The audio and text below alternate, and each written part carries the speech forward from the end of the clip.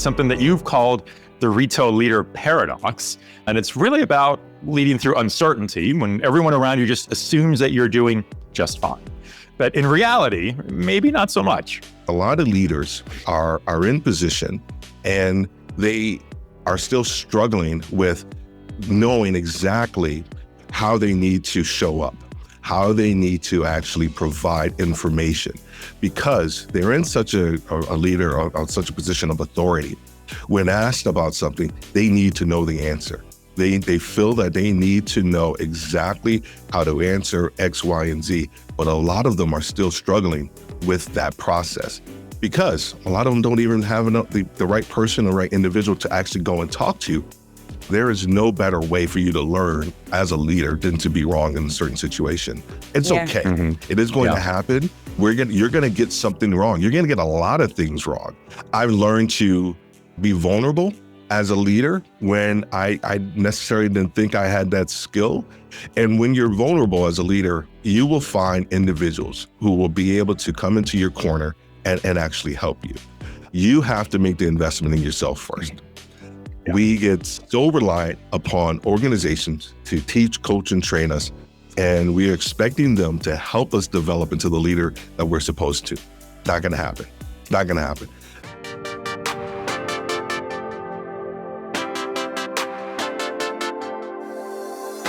Welcome to Blade to Greatness, the podcast where retail leaders sharpen their edge one critical skill at a time as we uncover the essential traits every retail leader needs to thrive. I'm Ricardo Belmar. And I'm Casey Golden. Each episode, we're joined by a guest who brings one leadership skill into sharp focus. And today, we're diving in to a challenge that every retail leader knows, but rarely talks about. The paradox of leaning through uncertainty when everyone assumes you're fine. And that's exactly why we are excited to have Steve Worthy with us. Steve is the founder and CEO of Worthy Retail Global, where he helps senior retail leaders simplify growth by focusing on clarity before action and purpose before performance. Through the campus and the Forge Accelerator, he's guided countless leaders to define reality, lead with confidence, and build cultures where clarity drives results. Steve also partners with Competitor IQ, adding a human intelligent lens to retail and banking insights. He's seen firsthand how environment impacts retention, decision-making, and team culture. From Worthy Retail Global's 2025 Retail Leadership Development Study, we've seen just how many experienced leaders carry the weight of constant disruption quietly, believing they're supposed to already have all the answers. We're thrilled to have Steve here today to unpack this paradox and help us really understand what leaders are struggling with right now. Now, before we dive in, we have a quick ask for you. If you like our show, why not give us a 5-star rating and drop us a quick review on Apple Podcasts, Spotify, YouTube, or Good Pods. We really appreciate your support. And of course, if you do like this show, you owe it to yourself to check out the other shows in our Retail Razor podcast network. The Retail Razor Show, the original, of course, Retail Transformers, and Data Blades. You can find them in your favorite podcast player or visit our YouTube channel where you can find them all. Now let's get into it. Here's our conversation with Steve Worthy.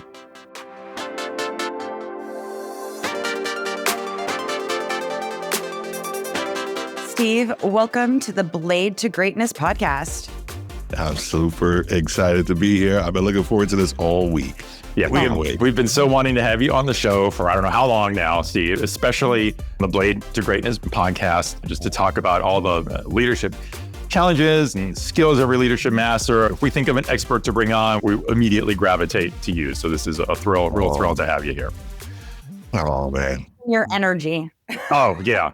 I mean, we know this is going to be an energetic conversation. That's what I just want to siphon your energy.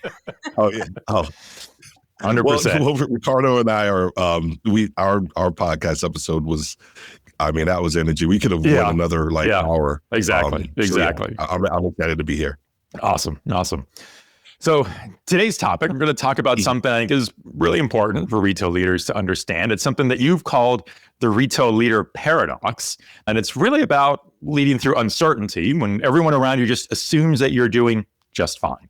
but in reality, maybe not so much. So talk to us a little bit more about this retail leader paradox. Yeah, it's interesting. It came out of a study, right? So last year we wanted to do a study. We wanted to actually hear from the retail leaders in the field, and not just in the States, but retail leaders all over the world. So we did a study, 621 different leaders, like I said, all over the globe. And it was interesting because some of the things that came out of there was that we realized that it didn't matter the geographic location. Like these retail leaders are all still struggling with some of the same things. And what came out of it was the idea that a lot of leaders are in position and they are still struggling with knowing exactly how they need to show up, how they need to actually provide information, because they're in such a leader or such a position of authority. When asked about something, they need to know the answer. They feel that they need to know exactly how to answer X, Y, and Z, but a lot of them are still struggling with that process because a lot of them don't even have the right person, the right individual to actually go and talk to about some of the things that they're needing. So a lot of the comments that we received was around uncertainty. There was a lot of comments around, you know what, Steve, I actually know my job just enough to get by. But when I'm asked some tough questions, I don't know the answer. And I need to find a solution. I need to find the right avenue in which I can actually have this answer. So what we called it the retail leader paradox. It's actually being in a position to know, but a lot of times you don't know everything that you need to know. Yeah, it's not like you go to extra training every time you get a promotion, right? If only. I know, right? Yeah, exactly. Well, so how should leaders look at this uncertainty? What would you tell a leader that they should change in how they show up every day because of uncertainty? Yeah, that's a great question. You know, I learned this a long time ago, actually, when I was in the military, and it's stuck with me, is that even in uncertainty, a leader has to be certain. And I remember one of my commanding officers telling me that, and I was like, I think I was 18 and 19 at the time. So what are you talking about? What does that even mean? How can you be certain in uncertainty? He said, Worthy, how are you showing up each and every day, even when you don't have a lot of the information to make a solid decision? How are you providing reality for yourself and also for those that you're leading? That's extremely important. So showing up in uncertain times is really being able initially to define reality for yourself and for your team. Don't hold back. Don't hold any information that's going to be vital to them as a leader for them to grow. And so when I heard that saying, I've been using it my entire career now. Even in uncertain times, you have to show up. You have to be certain. Partly because your team is looking for you. They're looking at you. They're looking for you as that fixed point to understand where to go. How do they need to act? What do they need to be doing in this moment in time? And in the retail space, there's no other training ground other than the military when it comes to being uncertain. When it comes to the changing of the guard, when it comes to new initiatives coming down from HQ that need to be implemented within 24 hours, it's no better training ground. And so the retail leaders that I've been speaking with understand now that even when they're in uncertain moments, there have to be a measure of certainty as they communicate. I think that's a great quote. It's a great reference point also. If you are dealing with, we just came through like a pandemic, we've gone through political challenges, we've gone through economic challenges, and it's just felt like 24/7 whiplash, like quarter after quarter after quarter after quarter. Yeah. Right. And so it is a skill that just is flex. It's like, this is what I believe. This is where we're going. I'm certain of this. It might be wrong, but we're executing, and this is the path we're taking. I love that you said that point around it could be wrong. I think that's the fear that we see, and I hear it all the time in the leaders that I coach and the companies that we train in, is that uncertainty and that fear of being wrong. And I got to tell you, there is no better way for you to learn as a leader than to be wrong in a certain situation. It's okay. It is going to happen. You're going to get something wrong. You're going to get a lot of things wrong. I remember I was having a conversation with someone I was mentoring, and this was probably about 10 years ago. We were sitting down having coffee, and we were just talking about different things. And he said this to me. He said, Steve, One thing I've realized is that 85% of the time that you talk and that the things that you give is something that when you got something wrong. And I didn't even realize that. I didn't even realize that was the conversation, those were the things. But that, once again, that conversation stuck with me because I think I realized that it was important for me to have conversations in context of when I did fail, or I did get something wrong, or I did have a talent issue or something along those lines, because the success factors are easy to, pump your chest out and talk about. But man, when you get something wrong, a talent move, a store opening, a market visit, right, from the CEO, all those different things matter. So being able to speak about when you're having a difficult time, I think it's more important for a leader, especially nowadays. Yeah, that's a great point. So that leads to another question. So even when you do get things wrong and you might be inclined to second guess what your next step is, how do you think about who to turn to if you want to bounce ideas off, if you want help, if you want to talk things through? How do you identify who to go to? Yeah, that's a great question. Actually, our good friend Ron Thurston and I were having this conversation a couple of weeks ago. And I've been very fortunate, and I think he's been very fortunate too, in the context of having really good mentors and coaches in our career, whether it's from the military or even when I moved into the retail space. And I've had the same executive coach, Coach Perry, for the last 6-7 years. And I got to tell you, I've been a fan of coaching and mentoring because of that, because I've been a beneficiary of that. I think partly it's because I've learned to be vulnerable as a leader when I necessarily didn't think I had that skill. And when you're vulnerable as a leader, you will find individuals who will be able to come into your corner and actually help you. I also think it's important that you study leaders. I think it's important that you study those around you. You study those who are above you. I also think it's important that you study leaders who are outside of your market. A large part of the individuals that I've had within my corner to bounce ideas and things off of were not in the retail space. They were just solid leaders in telecommunications, sales, or whatever it may be. But I studied them, whether they were somebody at church or somebody or a friend or a mutual acquaintance. But I really studied them to see how they made decisions and how they would show up. And once I was able to determine that, oh my gosh, okay, Ricardo's that guy. I need Ricardo for X, Y, and Z. Then I would go to Ricardo for that. And this leads into what we address with our training on the campus, is that we feel that it's important for you to have a functional mentor. So it's not just a mentor.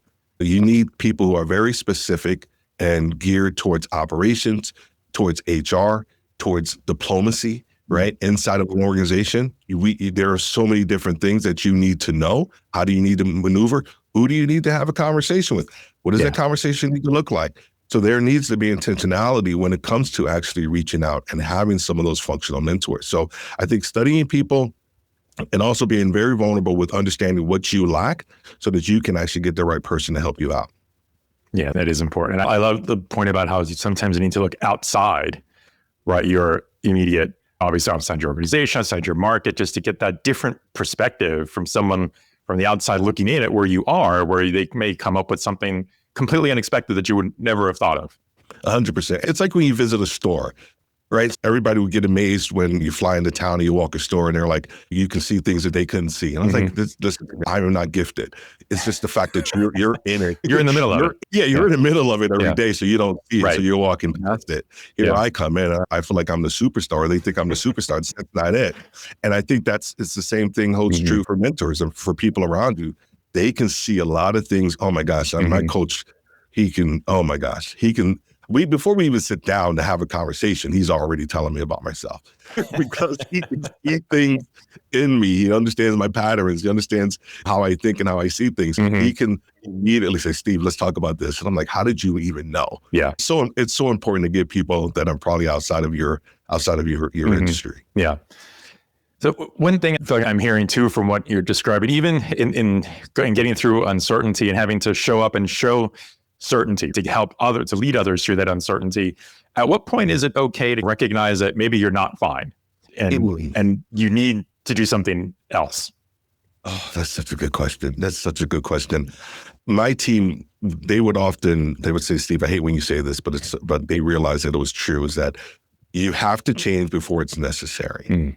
I think And in that scene and in that idea, it requires you to do a lot of introspection, 360 degrees assessments, all of those different things, be available for feedback, all those different aspects, right? Because if you're not, then you are not going to see when it's time for you to change. And I say that because, especially in the retail space, things happen so quickly and things get commoditized. Our leadership style, our communication style, how we talk to people, how we may see this individual show up and how we show up, because we get commoditized because we have to hurry up and change and morph into the new offerings and the new changes that are taking place. And so in doing that, we morph into this person. But before, if we want to grow, if we want to do anything more, we have to figure out what are the things that we're missing? What are the current gaps that we have? And you have to be very open and honest with yourself. You get that information, you get that feedback. And I tell this all the time to people, you have to make the investment in yourself first.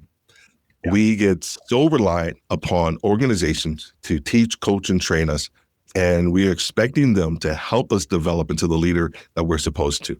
Not going to happen. Not going to happen. They are going to help you develop and grow according to their parameters, according to who they are and what they really want to stand for. But you as a leader, you need to understand the bigger scope of your leadership prowess and how you can impact not just the people around you, but people that are actually outside of your sphere of influence. Because that's the most important part. It's not just the people that are around you, but also the people that are outside just your sphere of influence. How are you addressing that? Yeah, that's a great point. Steve, as I knew this has been such an enlightening discussion.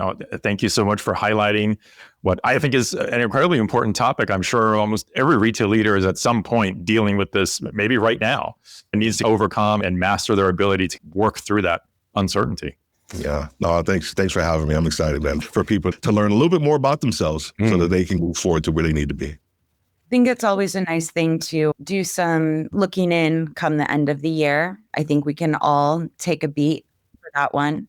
So, Steve, just great insights. I have no doubt you'll be a new fan favorite.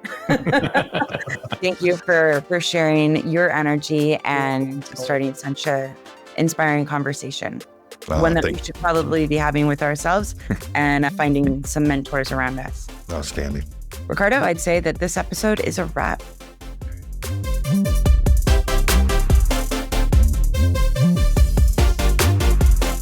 If you enjoyed today's episode, please give us a 5-star rating and review on Apple Podcasts, Spotify, or Good Pods. And don't forget to hit subscribe on your favorite podcast player or on YouTube so you never miss an episode. I'm Casey Golden. We'd love to hear from you. Follow us and share your feedback at Retail Razor on LinkedIn, Blue Sky, Threads, and Instagram. You can also subscribe to our Substack newsletter for highlights from every episode, and visit retailrazor.com for transcripts and more details about our amazing guests. Blade to Greatness is part of the Retail Razor Podcast Network. I'm Ricardo Belmar. Thanks for joining us. Until next time, stay sharp, lead boldly, and stay human. This is the Retail Razor Blade to Greatness.